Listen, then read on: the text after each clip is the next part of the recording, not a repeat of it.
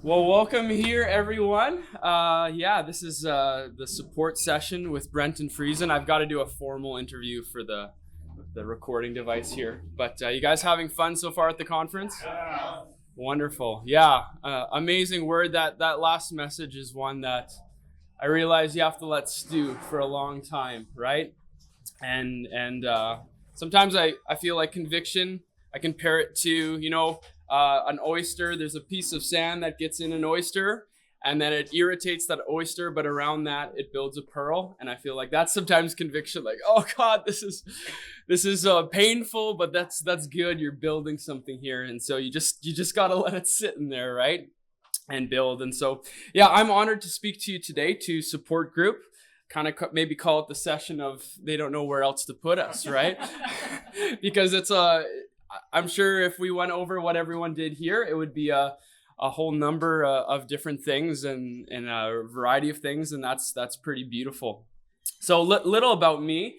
I'm worked at church in Winkler, Manitoba, Canada for 10 years now. Feels weird to say 10 years. I feel like I'm getting older, which is kind of cool, actually.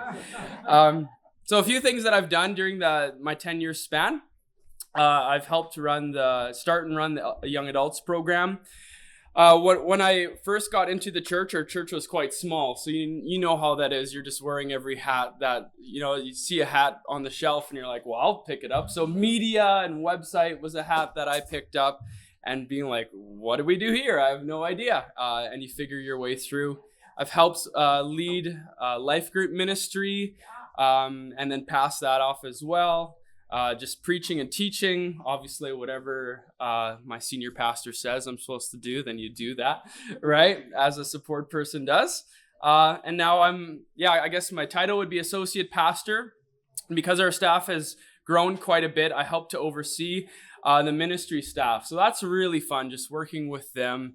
Our lead pastor, that way he gets to meet with people about fun stuff and personal stuff, and I handle all of the ministry challenges and all those kind of things. And it's wonderful working with the team. But yeah, today I want to talk about stewarding what God has given us, kind of based on Matthew 25, 14 to 30, where the master puts talents in the steward's hands. I think it's a perfect almost succession to the message we just heard, the arrows that we have in our hands. I'm just really passionate about what has God put in my hand? What has he entrusted to me? And that's, first of all, it's just an awesome privilege that I get to be entrusted by God with something. Like, that is just pretty cool, right? And he's entrusted that to me. And now he doesn't want me to be a slothful servant, a lazy servant, right? He wants me to maximize my potential. And I don't want that attitude to drift over time. I remember when I was 18 years old and I was just convicted with that fact. I want to maximize my potential. I was alone praying in my room and I was passionate about that. And the older you get, that should not wane. The calling on your life doesn't expire, right? This last weekend, I married a couple in their 60s, and I said that the same thing to them. Do you know you guys are called by God? Like, this is not for a young couple that's up and coming. This is for you, no matter what your age. And so that conviction of your calling, hopefully it even grows. Hopefully even it gets stronger, right? And so that's what I want. I want to maximize what God has put in my hand. And so we're gonna talk today just about attitudes of a steward. If we're a steward, we're entrusted to a ministry. I think we could all say that you guys have been entrusted to some sort of ministry here. So what's the attitudes and mindsets that we want to have in that? The first attitude I think I want to have is, as a steward, I'm a servant, right? I'm a servant. And this is what Jesus modeled. If Jesus modeled servanthood, then we can as well, right? Jesus is the King of Kings and the Lord of Lords. And he washed his disciples' feet. Like their feet were even grosser than our feet, probably, that stay in socks, right? They were dusty, they were full of rubbish and all kinds of things. And the King of the world actually washed his disciples' feet. Like, that actually happened. And they were uncomfortable. Like, wow, no, no. You shouldn't be doing this, Jesus. But Jesus says this is the way, right? It's to lay down our life. And I really think humility is so crucial. I'm reading a book, The Renovation of the Heart by Dallas Willard, and I just heard this quote yesterday. Humility is the framework to which all the virtue lives. Whoa. Think about that, right? And I think there's so much truth to that, because look who our enemy is. Our enemy is the person who says, I will rise up. I will rise up. I will ascend. And Jesus said, I'll come down. As a servant, I'll be humble, and I'll make myself nothing. And then it says in Philippians 2, that passage, in the same way, have the same mindset as Jesus in your relationships, putting the interests of others above your own. So as a steward, I'm a servant. I'm a servant to Christ. And an extension of that, I'm a servant to God's church. It doesn't matter the ministry you have, where that ranks in the hierarchy, even though there's no hierarchy, but maybe there's a pretend hierarchy. You're a servant, right? I'm a servant. And so I never want to forget that.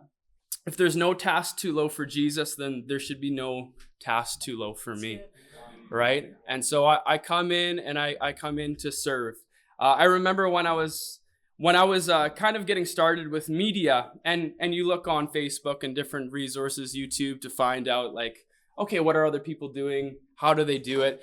And I began to realize there was a weird, almost non-servanthood mindset. And there was almost like a criticism of the pastor, like, he only gets us his sermons like too late. We can't develop any kind of cool artsy type things. Like, we need to get our pastors back in line. It's like, that's not an attitude of service, right? And I just love the attitude of service we have, where if our pastor wants to call an audible in what he's preaching, like, yeah, we're here to serve that, right? And so I love the attitude that our media team has, and Angie, of, hey, we're going to make it work, right? We maybe want more time, but maybe we don't get more time. And so we're going to make use of the time we have. And if the PowerPoint's on the screen, then that's all we really need, right? And even if that's not there, that's okay. We're here to serve. And so that's the mindset that I want to have. Not, here's my gift, accommodate me and how to use it, but here I am. I want to serve, right? I want to serve, and I want to minister. A story that I like sharing is, coming out of Bible college, I was put in the charge of the canteen in our youth group. The canteen, right? I got my degree, I had my degree, and maybe I should have brought it to youth, because I was put in charge of the canteen. It's like, okay, I got to call it theological degree and serving nachos, right? But that was an important lesson for me. If I can't be faithful here and just serve here, is my attitude right? Yeah. Right? And we tell the lesson even of, if be faithful with the little things, and you'll receive much. And that's a true principle, absolutely. But also at the same time, I want to find joy in serving in the little things. Yeah. And I don't even need to worry about when promotion comes. Let's just put that in God's hands. Because I think sometimes people say, oh, if I'm faithful in this, maybe that will happen. But then there's almost this irritation that they're not being promoted fast enough, right? But just be faithful with little. If you have a little influence, be faithful in that. I remember talking to a young person who was starting a podcast. Lots of people have started those, and they wanted it to grow in influence. But I just told this person, how many people are listening to your podcast? And they were like, well, like right now, 3. And I said, wow, like those are 3 people. 3 people, like 3 souls. You're influencing 3 souls. That's amazing. Like find the joy in worshiping there, because that's when your attitude's going to be pure towards God. And for me, if I lose track of that servanthood, then everything goes off kilter, and all of a sudden, I'm more caught up with the recognition of man, right? And that's just a trap, because in Galatians 1:10 it says, "For am I seeking the approval of God or man? Am I trying to please man? If I were still trying to please man, I wouldn't be a servant of Christ."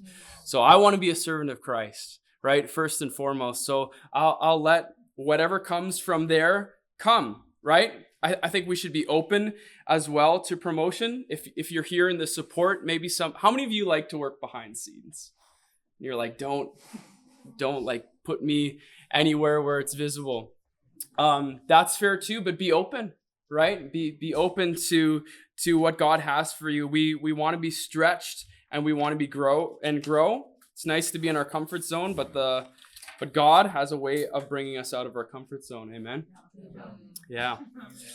It happens, right? 10 weeks ago, actually, I broke my shoulder and it wasn't very fun. And it was in a sling and it was really comfortable in my sling, like super comfortable. So after about 6 weeks, went to the doctor. They're like, you can take it out of the sling, and nothing felt good about being out of the sling. I was like, can I just go back to my little sling? Like, it felt so nice in there after 6 weeks. It was all snug and warm, but then your arm would die, right? It would die. And so I had to stretch that out. And even still, if you see me stretching, it's because I need to stretch that out because I don't want to die. I want it to grow and strengthen. And in our ministries, we need to be open to that as well.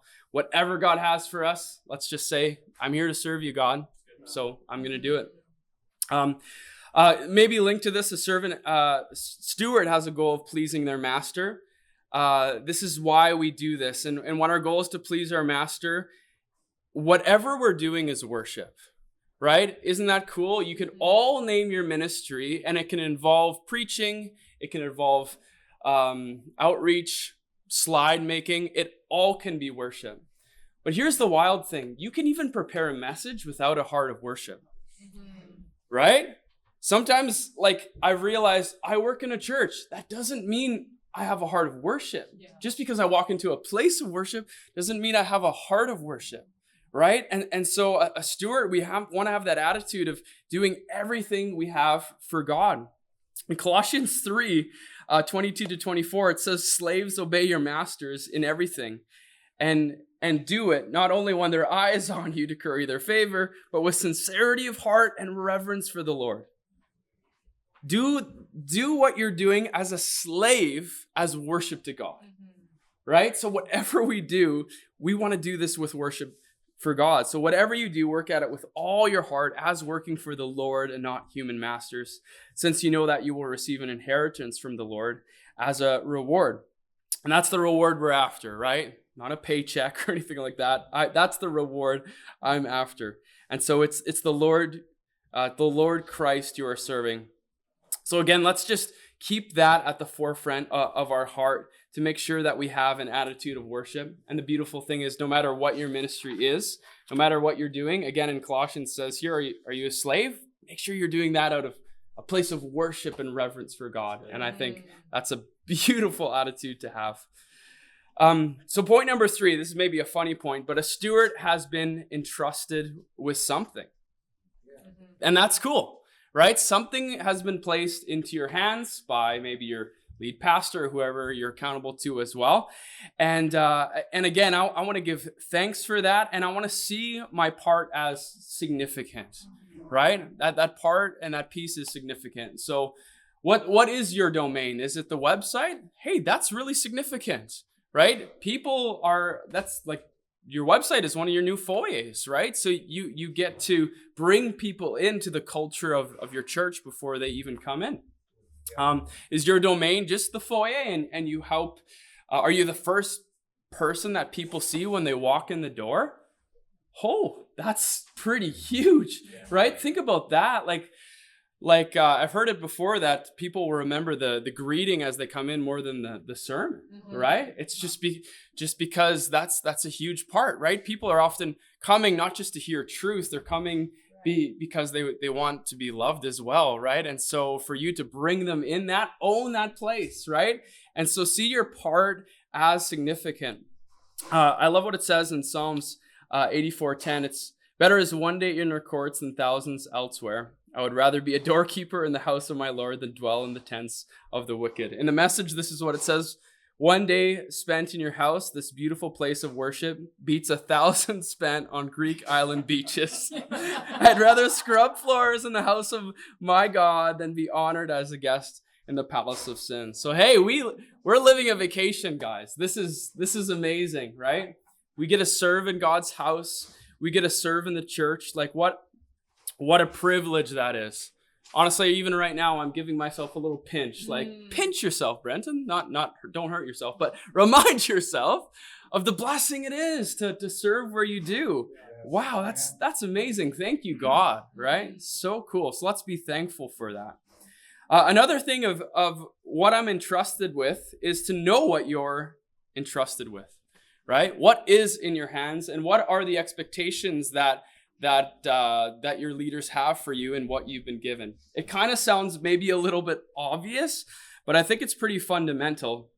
Because the reality is, let's say that I've been given, let's say I'm house sitting for someone, right? It's not my house. I want to know, does this house belong to you? Yeah, okay. Does this shed belong? Like, where are the property lines that I'm managing, right? Like, do I weed whack this area, right? And when you know that, then you can know, okay, this is what I'm tending to. This is what's been given to me. And then also with that, what are the expectations? Okay, you have house plants. I'm going to water them every day. What are the instructions there? What are the expectations? Maybe you're supposed to only water them once a week and they're going to die, right? So on a really fundamental level, we've been given a ministry. We've been given a domain of influence that we've been entrusted with. As a steward, we want to do that well. So we need to know, what are our job descriptions? What are the expectations that we have to steward this well? And I encourage you, if you have questions there, or questions come up, ask your lead, whoever your lead is, ask for clarity. Because communication can just be hard, right? With people. No one's good at communication. Like, some people are better, but I think we all have challenges in communication. All things get lost in the shuffle sometimes.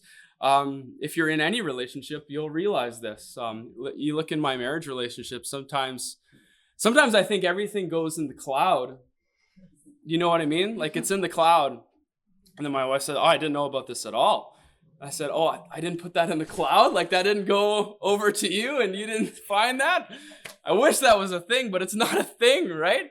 And so when you're working with people and you're working in leaders, sometimes your leader thinks, I communicated clearly, right? And sometimes they think you're going to interpret it in a certain way and you interpret it in a different way. And there's miscommunication and unclarity. I just encourage you, if you need more clarity, ask. This is often what I do in my job now, overseeing staff. And I had a staff the other week just coming in my office. Like, I need clarity. I want to lead my ministry and I want to do that well. Like, her heart was beautiful, right? I want to serve. I don't want to just do my own thing. I want to come in line with the church's vision, but I need some clarity in what to do so I can do that. And that heart is beautiful. And it's like, thanks for coming and asking, right? Because you could just assume and just be like, well, I guess I'm doing this. But often, I personally love when the staff come to me and ask questions, because then we're getting on the same page. And all of a sudden, all of this unclarity becomes really clear, and then we move forward together, right? And I think as a support, in a role of support ministry, you want to move forward together with your leader, right? Not just on your own. And it's a hard kind of balance, right? Because you're not with them all the time. You aren't them, but we want to have a way of coming under and being like, hey, what are your expectations and how can I really support them and come under that? So yeah, ask questions to stay on track. A few things that I encourage you to ask your leader if you need, right? If you don't need, that's fine. As far as I understand, this is my job description, and these are my areas of ministry I've been entrusted with, and the expectations that you have on those. Are these correct? Or is there anything you would like to add and clarify? Knowing that job descriptions can and will change, right? And actually they should, right? Because you make a plan and then you go into war and that plan changes, right? So your job will always change. And as a support person, you want to be open to that and inviting that. And so when you have that clarity from your leader, it confirms your understanding of your responsibilities, ensures both of you and your leader are on the same page. It opens the door for adjustments to be made, right? And I think that's good. Another good thing to ask the leader who you're kind of accountable to what areas of growth or improvement do you see for this ministry going forward? What's the vision that they have for it?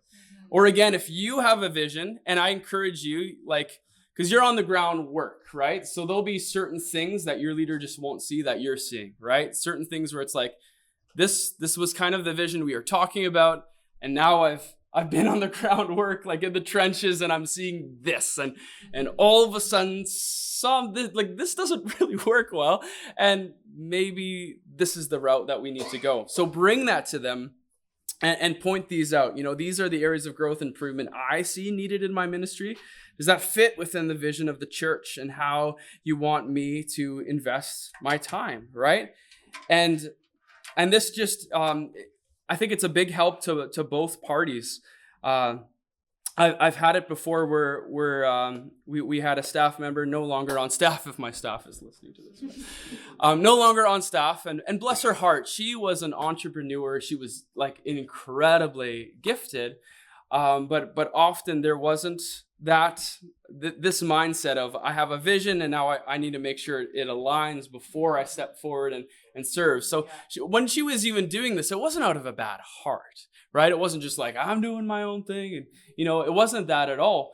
But the unfortunate thing is when I got brought in on what she was doing, it wasn't what we wanted to do. So I had to be like, all of that time, we're going to axe this because this is not what we're going to do. And so that's just a result of that communication, how it needs to flow. It needs to be actively present. I think it needs to be refreshed because, again, your ministry, you'll have a good understanding of what it needs as well that you can bring to your pastor, but then submit it to what he comes back with.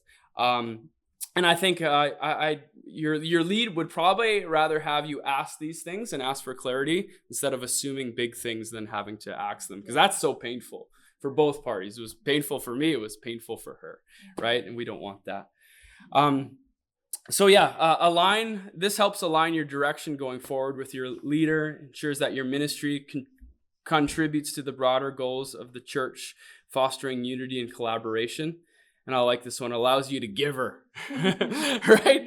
You want to be able to give her, right? When you have that green light, like, okay, let's go, right? You don't want to be hesitant, like, is this direction I want to go? And that staff that came to me recently kind of had that. Is this the direction I want to go? But she wanted to give her. And so I love that attitude. You want to give her. That's great. So let's get on the same page so you can send it, right? Because when you have that vision in sync, then you have that green light to take it forward and to move on it. The support person, I would say it's hard as well because we also don't want to be overbearing with the people that we do have meetings with. So on the bottom there, I have it as a support person. We need to think for ourselves. So we need to think for ourselves, but also not by ourselves. We need to work independent, but not independently or autonomously. We need to be self-motivated, right? You should own that vision that you have for your ministry, right? Own it. Don't make your leader be the driving, they shouldn't be more passionate about it than you are, right? Own that. You need to own it with this being in sync with your leader, but then own it, right? So be self-motivated, but not selfishly motivated, where you're like, I own it, it's mine, and I'm going to take it where I want to go, right? That's where that ends up. You end up not being a support anymore, right? You end up being an offshoot. As a support person, make sure you're troubleshooting. Don't just come with, hey, this is the problem in my ministry. Spend that time to think of, okay, this is a problem in my ministry, but are there potential solutions, right? Don't make your leader just think about that. You want to try to think about those too, so you can present those to your leader, right? Because they probably have a lot to think about as well, and then you can brainstorm. I love when that happens with my team. Someone comes in, this is something I'm navigating, this is something I'm thinking, and all of a sudden it turns into like a 30-minute brainwave, and we get the whiteboard. I love getting the whiteboard out. There's something like magical about the whiteboard. You're making plans, and it's just a beautiful thing. So again, hopefully your leader wants to work with you in this way, but you still you don't just want all the vision and all the potential solutions to come from the leader, because there are certain things you see in your ministry that they don't. So you're bringing them into that. You're bringing them into what you think is the solution that fits within the vision, and then together making a plan and moving forward. Make sense? Mm-hmm. Awesome. Sweet. A steward is expected to grow what they're entrusted with, right? If you are here and your pastor brought you here, then your pastor doesn't want you just to be a check-in, check-out employee, right? There's a level of investment that they've put into you bringing you here.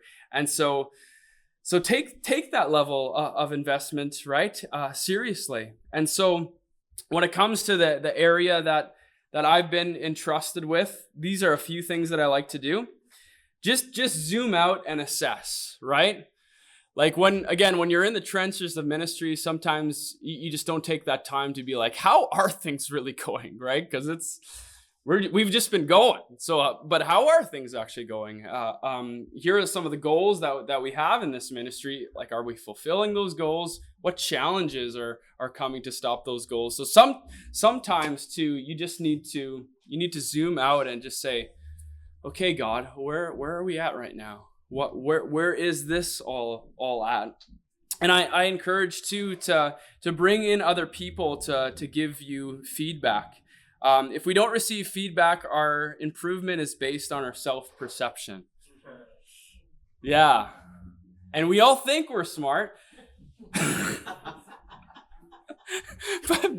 but we're just one person, right? And so bringing in an extra pair of eyeballs, sometimes people just have a brilliant idea and then that jealousy rises up in you. Why didn't I see that? It's okay. You brought them in. You were just wise. And someone else thought of the great idea. Who cares, right? Who cares who gets the credit for any of this? We're all on one team. We're all working together. So when I bring feedback and I'm brave enough to ask for feedback, oh man, that takes bravery, right? Yeah. Man, I get feedback and I take 15 minutes for sure to sulk. It's just like, first of all, there's like a progression. They just hate me. They're out to get me. It's not even true. I'm right. And then all of a sudden, like your flesh simmers down and Holy Spirit starts speaking. Well, maybe Brenton, take a look. Maybe you're wrong, right?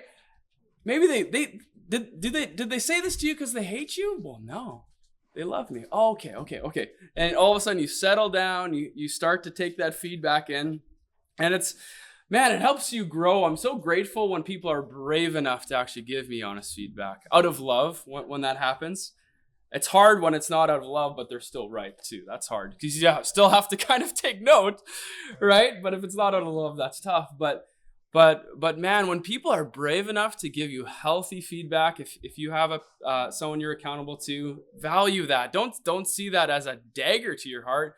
They're for you, right? And so see that as a valuable thing, because you have two eyes, right? But there's so many eyes of the people that you're working with and your leader as well. So why would you not take their wisdom, right? And listen to what they have to say.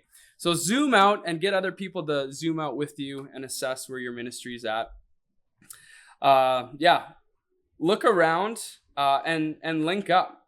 And I think this is why we're at this conference here. We're linking up with people that are like-minded, people that are in the same ministries, right? And just the amount of resources that there are out there today with the internet, with YouTube, like we can grow, we can be trained, right?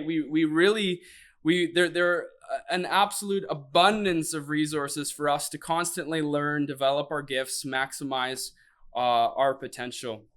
And sometimes that just takes work to do, right? I love getting prophetic words because they kind of outline maybe a new thing that God's entrusting me with. But I don't want prophetic words just to be like these theoretical trophies on the shelf, right? Oh, look at that prophetic word. Whoa, sick. That's pretty cool. What am I stewarding that prophetic word? Am I putting in that work, right? And I remember, I got a prophetic word from Gary Hayes once, And I let that sit for a little amount of time.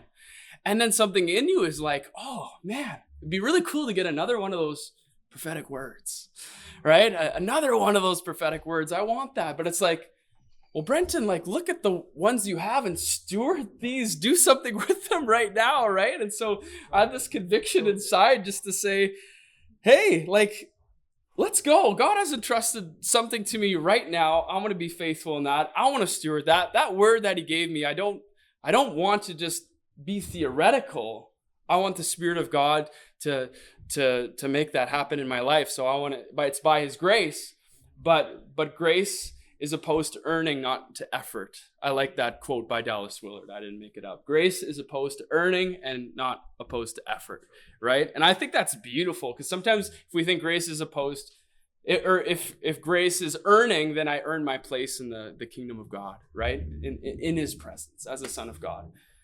Oh, man, I can't earn that, right? Not even close. It's all by his grace. But he's given me his grace, and grace is this driving force of God's presence and favor and empowerment on my life to grow beyond what I could grow in of myself, right? So I want to see that happen. So look around, link up with other people, be humble enough to learn from others, right?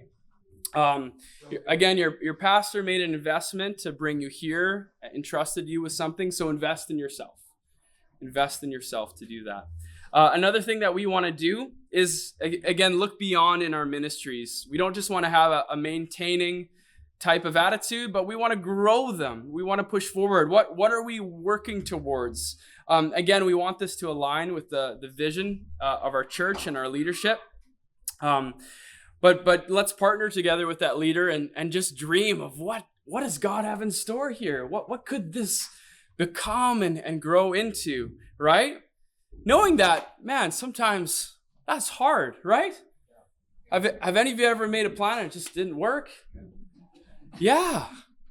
And then you just say, let's just not do those anymore. Let's just maintain. But that's not what I'm about. I've seen it happen where you take that risk led by the Spirit of God and beautiful things happen, right? So we're able to take risks. We're able to dream, especially, again, where your leader gives you that green light, then give her. And so take that responsibility. Another thing of being a steward, if we want to grow what's entrusted to us, look up and in. Stay in tune with the Spirit and the Spirit of God. Listen to his plans, right? God has plans for you and your ministry, and God has better ideas than you do, right? God has the wisdom that he wants you to give. And so honestly, I think the best advice I can give you to do that as well is just to guard your heart above all else. Guard your heart above all else. What Matt was saying about the filter was so powerful, right? And it's so true. Sometimes our filter, it makes it really challenging to distinguish God's voice from our own voice, right? Sometimes if our filter is wrong, man, our own voice sounds like the Spirit of God much more than the Spirit of God, right? Oh, that couldn't be the Spirit of God, right? We want to keep our hearts pure towards the Lord. We want to guard our heart above all else. And if we're going to be a faithful steward of our ministry, we have to be a faithful steward of our life. We have to. We have to be a faithful steward of our heart. And man, just abide in him, right? Abide in Christ daily in your ministry. Learn to abide. Learn to listen to him. Take times alone with God where you just sit before his presence. You listen, but you also just chill, right? You just chill. Sometimes I think when we think of listening to God, we almost put a demand with like, God, I'll give you 5 minutes of time, but in that 5 minutes, like, you need to have answered all my questions, and like the things that I want to hear, you need to say them, and then thank you, right? But learn just to sit with him, right? I have a 1-year-old daughter, and before I came here, I don't want to cry, guys, but before I came here, I just sat with her, and it was before she went to bed, and we didn't say anything. We didn't say anything. I just held her in my arms, and she pointed around to little things in the room because she was delaying going to bed, and I put her down in her crib, right, and then rubbed her till she fell asleep. But we didn't say a word. Was that a waste of time? A waste of time. That's awesome. So sometimes, again, we just need to learn to sit with our dad. Just sit with him. Relax in his presence. Be still. Know that he is God. Let him hold us. And in that place, yes, God will speak to you. It happens all the time. But the primary reason we're there is just to have a relationship with our Father. And when we start with that concept and that just heart posture, we do life in relationship with God where he does lead. How many of you realize when you stay in tune with God, he does lead? He leads. It's not always in the same way, and it's not always on your terms and your timing, but he always leads. Acknowledge him in all your ways, and he will make your path straight. That's a promise. That's a promise. So I just what's my part of the promise there? Acknowledge him in all my ways. And then he will fulfill his part of the promise of making your path straight. And so when it comes to our ministry, stay in tune with the Spirit. Abide in him, because when that happens, man, isn't it just fun? Isn't it just fun? There's his grace that's breathing on you, and it's a beautiful, beautiful thing. At the end of my time, when I meet my master, I want to hear the words, "Well done, good and faithful servant." Good and faithful servant, right? Not even good and successful servant. Good and faithful servant. That's what God is looking for, and so that's what I want to be. And I think we need to make sure that, we stay in tune with the Spirit, because, man, it's no fun being in ministry and you're not in tune with God. I don't know if you've ever been in that place, but it's not fun. It's like, let me pump gas, right? This is not fun. But God allows us to walk with him, and it's just this beautiful thing. Number 5, the steward is not the owner. That's just the reality, right? If we're a steward, we don't own it. We want to take ownership. We want to take responsibility. Don't get me wrong, but we don't own it. So we need to be willing to submit our plans. We need to be willing to submit our vision, because again, we're not the owner. We need to be willing to let go. I've let go of so many ministries, and maybe not so many. You've probably let go of more too, but lots of ministries I've let go of. And it's a little humbling when you still see them still running, right? Maybe there's something in you that's like, it's all going to fall apart when I step out of it. It doesn't. It really doesn't. It just keeps going, and God equips them and graces them to run it. And that's actually a beautiful thing.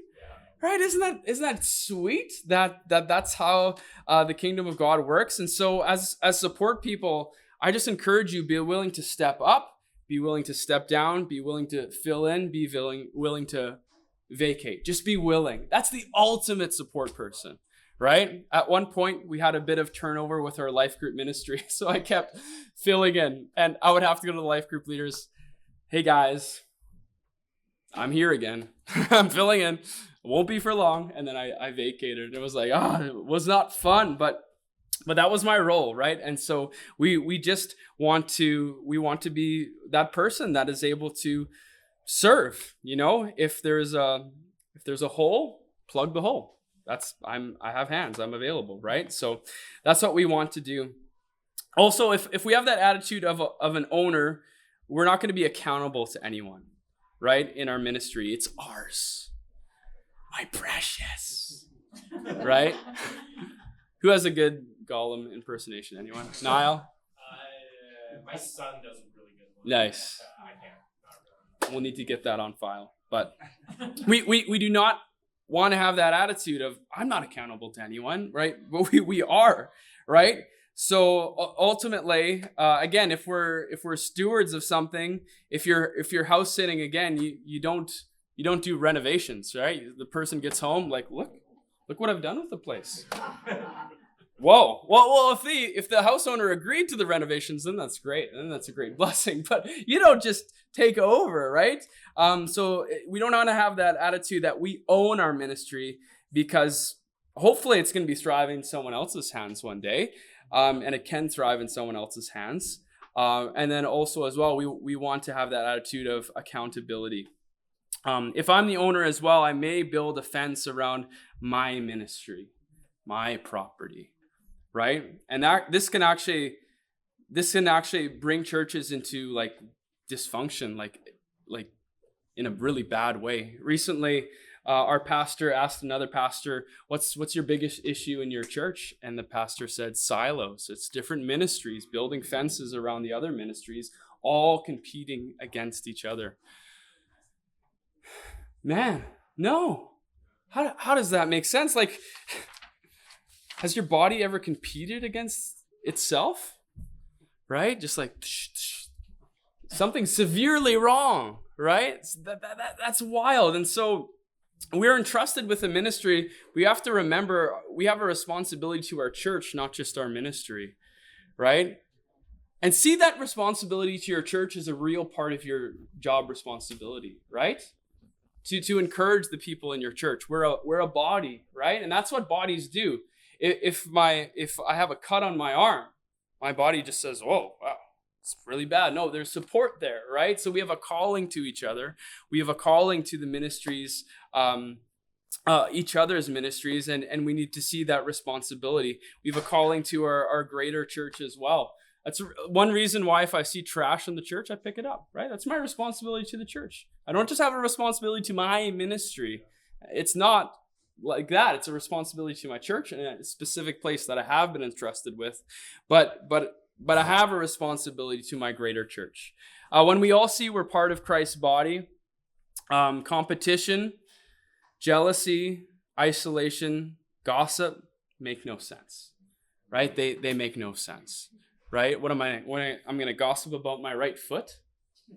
It's attached to me. That doesn't make any sense, right? And so we need to really let those truths soak in, because when that happens, the natural result is celebration, right? When another ministry is growing and thriving, have you ever felt jealousy when that happens? Yeah, we all have that flesh inside of us that is like, oh, they're getting attention, right? Kill that thing. Open your eyes to see, this is the kingdom. This is awesome. This is a win for the kingdom of God, is a win for me and my king. That's what we're here for, right? So when that happens, it becomes easy to celebrate. It should be easy to celebrate with other people's victories. If it's not, then we need to kill some things in our life, right? Hebrews 10:24, let's consider how we may spur on each other toward love and good deeds. That's part of your job description, right? I'm putting it in there. Spur on each other toward love and good deeds. Spur on your pastor, spur on your leader. Encouragement is one of those things that is so important. We heard about Mr. Encouragement yesterday, Barnabas, right? But that's such a huge part of my responsibility to my church. It's why Paul was saying to the church of Corinth, eagerly desire to prophesy, right? Like he valued that, like when they're together as corporately, he valued that gift above all others because he wanted people to be encouraged. He wanted all of us to take that responsibility to listen to the Spirit of God and give grace through our words prophetically into other people's lives. And so he said, that's the gift go after, guys. And we want to do the same thing. We have someone on our staff that does this in just such a beautiful way. He just gives, like, when he gives compliments, he looks you right in the eye. Like, he's so good at it. Speaks to your soul, and you walk out of there, you're like, wow, it's amazing, right? And we want to be those people. We want to be those people. And so see that as part of your ministry, part of your greater calling to your church, to be an encouragement to those around you. There's a quote by Carey Nieuwhof: culture eats strategy for breakfast. And isn't it true? It's like you can think of all of this amazing strategy, but if you have a culture of backbiting and gossip, what's that going to come to? Right? If there's not love amongst your staff, that's the starting place, right? So we want to have this attitude of encouragement, celebrating other people in our lives. Awesome. So good. Yeah. Thank you. Yeah. Hey, thank you guys.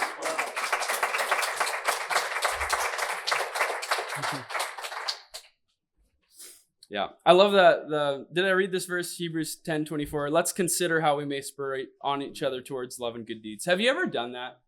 Like actually, just sat there and considered, right? I'm going to consider here. How can I spur on someone towards love and good deeds? Take time to actually just consider that, right? Take the time just to sit and consider, okay, who am I encouraging today? Holy Spirit, who do you want to encourage? Right? That's an important thing. And I want to do that in my time, because when I don't do that, I think there's part of me that's just failing to love other people, right? Failing to love other people and even see myself as a greater picture of Christ's body. Awesome. Do we still have a few moments, Jackie? Oh, cool. Great. So I'll open it up to questions. So I think I was told to do that. Yes. So I have a team member. She's a great servant. Just does everything with her heart. But sometimes she oversteps the lines, and so trying to claw it back without hurting her feelings or making her feel like what she's doing is not important, Mm-hmm. but keeping her in step with what we're trying to accomplish. Whew. Huh? That's big. Yeah. I don't know if you'll be able to, I can't guarantee that you'll be able to do that without hurting your feelings, Yeah. right? Because we're very bad at confrontation, right? We're very She's bad. got a strong personality. Oh, yeah. Very Yeah. strong, And so, yeah, trying to think here. I would say, yeah, you probably need to confront and do that with as much clarity that you love this person, you're trying to do this for their good, and that will be a teachable lesson for her in her life, right? It will be a teachable lesson where does my pride rise up, or do I humble myself, right? Because that humility is a big thing, right? It's actually like really, really, really, really important. And so every time we're confronted, it is an opportunity actually to humble ourselves. But it can be rough, right? I had a leader in my life one time. He confronted me, and my reaction was just to like panic and I'm so sorry. And then he was like, "Whoa, what's going on here?" And then he helped me just to see that actually confrontation's healthy, right? It's a healthy thing that should happen. Just it's life, right? And we don't want all our relationships to flourish just because we never speak the truth, right? It's like, yeah, let's not go there, because then there won't be unity anymore. Well, then there's not unity, right? So maybe it might have to be an opportunity for her to learn and grow. Yeah. Brenton, you're Brenton. Mm-hmm. Yes. Yeah. I, I like page 2, what you did, and if you flip that up on it upside down. And Flip it upside down. it says things you can ask your leader. Mm. The things you can ask as a leader. Yeah, totally. Back, these things right here in the center of page 2, I think would be very helpful in a situation. Yeah. Yeah. You know, as far as I understand, this is what the job description is. Is this your understanding? You know, Yeah, what yeah. I'm talking about by upside down. Yeah. And that's where is there a lack of clarity, or is there an attitude adjustment needed? Or a bit of both. Probably a bit of both. Yeah, good point. Any other questions? How do you foster a culture of open communication and tough conversation? Mm-hmm.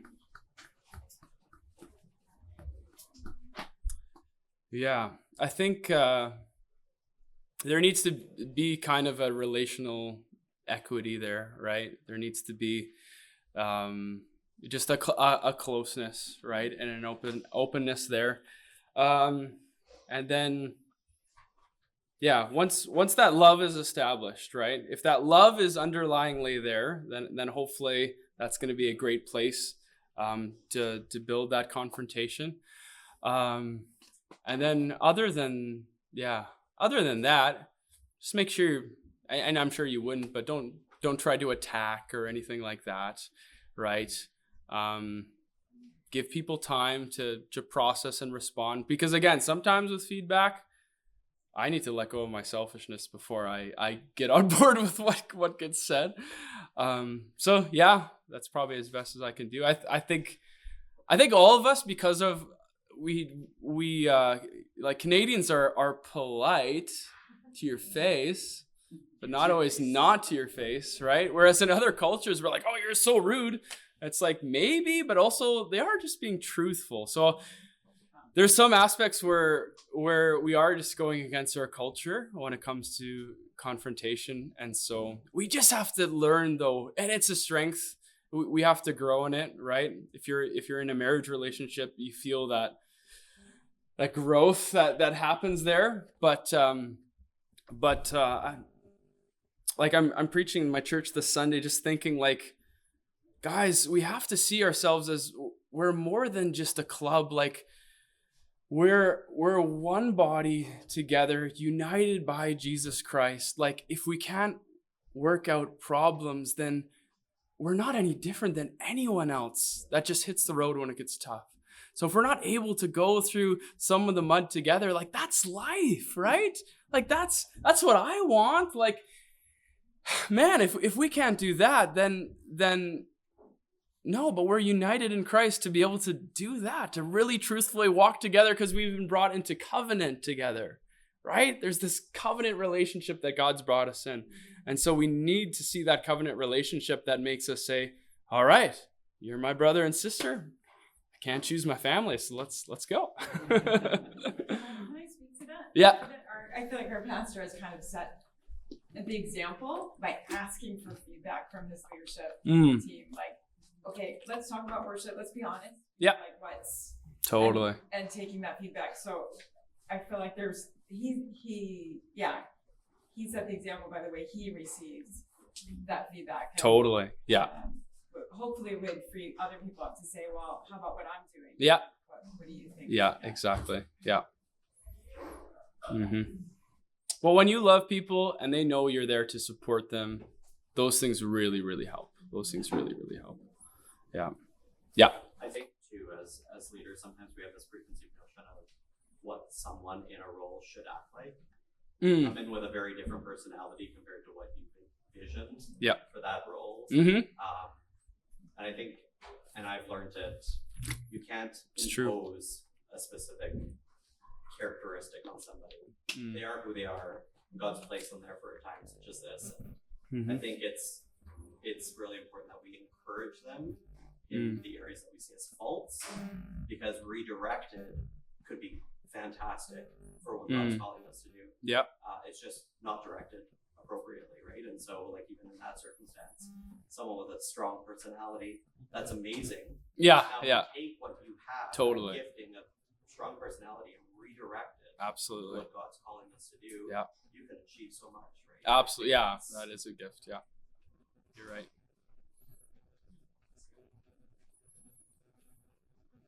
Awesome. Anyone else or a comment that they have?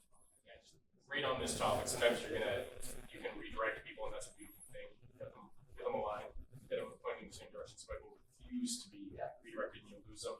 We had a gentleman in our church who had a real passion for a certain area of ministry, came to the eldership group and like, this is what I want to do, and we tried to gently, like, that's great, would you be willing to go through some processes to, and no, I want to do what I want to do. Just not straight. Yeah. Okay. Yeah, for sure. Absolutely. Yeah, in our church, for certain roles, you have to go through a number of courses. And one reason is for discipleship, but another one is if people don't want to submit to that, that's a big green flag. No, red flag. Not green. Definitely not green. And honestly, that's been wild to see where all of a sudden we realize later, yep, that wasn't good. That wouldn't have been good, right? So yeah, those things are so good, because if you can't, we have a hearing God course, and you have to take that. Oh, if someone says, I know, I can hear God. Like, what a weird attitude. Wouldn't you want to grow in that? Like, hear someone talk about it again and practice it? Is that awful? Shouldn't be, right? It should be great. So yeah, that's a filter for us, because some people disqualify themselves just by their unwillingness to kind of come under just basic requirements that we require. Awesome. Good, really good. Hey, thank you. Yeah. Awesome.